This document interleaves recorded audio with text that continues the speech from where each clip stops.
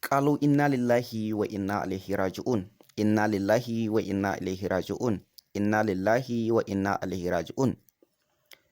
A yau ne Allah yi wa Mustapha Waye wato daraktan fim ɗin IZZARSO rasuwa. Wannan bawan Allah mutuwarsa ta yi matuƙar ɗaga hankalin mutane kuma ta yi matuƙar dugunzuma hankalin mutane. Domin yanayin halayensa da kuma yanayin ɗabi'unsa halaye ne masu kyau kuma mutum ne wanda ya iya zama da mutane.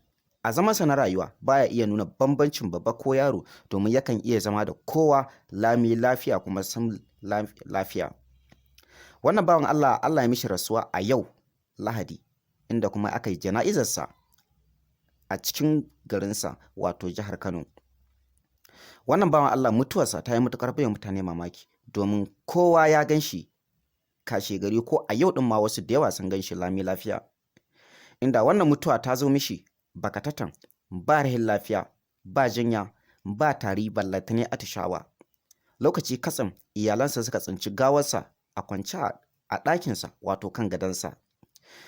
Wannan mutuwa ta wannan bawan Allah ta yi matuƙar ɗaga hankalin mutane inda wasu da yawa suka yarda da cewa tabbas Allah ɗaya ne, inda kuma wasu da yawa musamman ma samari da kuma 'yan mata har da wasu dattawa guda biyu a cikin jihar Kano anguwa Sabon Gari inda suka musulunta domin sun tabbatar da cewa tabbas duk abin da suke yi Allah ne ya ƙyale su kuma duk abin da suke yi kawai kallonsa Allah yake yi domin sun san da cewa ba su fi ƙarfin mutuwa ba.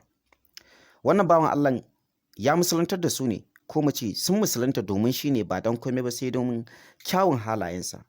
Inda a koda yaushe shi fatansa ya ga ya rabu da iyayensa lafiya kuma ya rabu da iyalansa da 'yan uwansa har ma da abokansa lafiya domin mutuwa a koda yaushe za ta iya zo mishi. A jiya da abokansa manema labarai suka tattauna da shi yake cewa tabbas ya san da cewa mutuwa za ta iya zo mishi a koda yaushe kuma mutuwa yana marhaban da lalai da mutuwarsa domin ya san da cewa ko a yau in mutu yana tunanin cewa zai fuskanci mahaliccinsa lami lafiya domin bai taɓa cutar wani ba, bai taɓa zaluntar wani ba, baya taɓa yadda a yi faɗa da shi kuma duk abin da yake yi baya taɓa yadda ya yi abin da zai zo ya zubar da mutuncinsa ko mutuncin addininsa.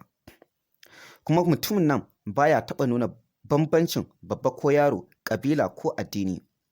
Haka ne yasa su kansu wa'annan 'yan mata da kuma samari da kuma wa'annan dattawa mutum biyu suka musulunta domin babban fim ɗinsa kuma domin faɗakarwa da yake yi a cikin fim ɗinsa mai suna IZZARSO. Wannan fim ne mai dogo zango wanda aka fara yin shi tun daga na ɗaya har izuwa yanzu kuma ba wai an riga an gama yin shi ba sai dai za a je hutu ba don komai ba sai don rasuwa wannan bawan Allah domin shi kansa mutuwarsa za ta yi matuƙar girgiza wannan fim mai suna IZZARSO domin shine ginhiki kuma shine matafiyin rayuwar wannan fim kuma a yau Allah ya karɓi kayansa wato ya kwanta dama. Akwai 'yan uwansa da abokan arzikinsa da yawa waɗanda suka zauna kuma suka tattauna